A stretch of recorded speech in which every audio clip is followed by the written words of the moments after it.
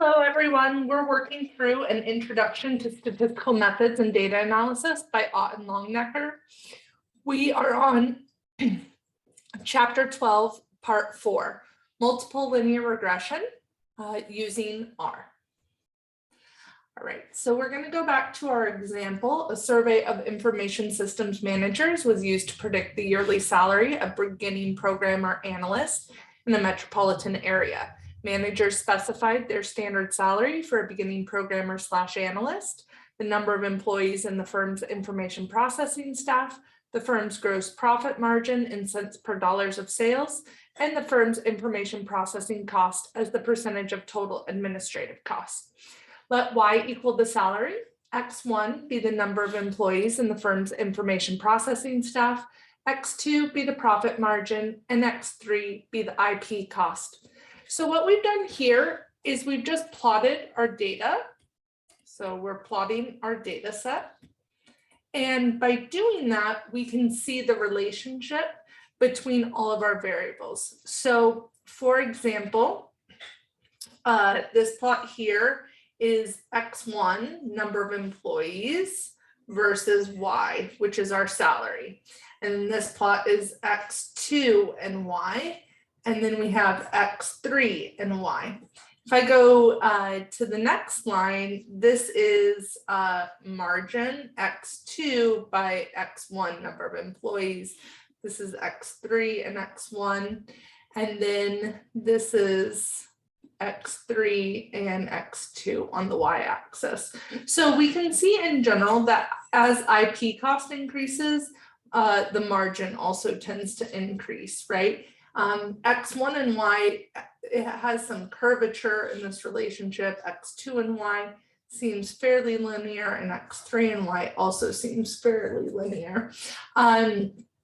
Here, X2 and X1, there's a lot of spread, but here's a linear relationship between the two. Okay, so it's good to just plot out what the data set looks like so you know if any of your variables are collinear, and you also know what variables may need a transformation. You also know what the expected relationship between your variables might be. All right, in R, we can perform our partial F test fairly quickly. A lot quicker than we did in the previous videos with just 3 lines of code. So the first line of code is going to have the full model. So we're using the LM, right? That stands for linear model, right?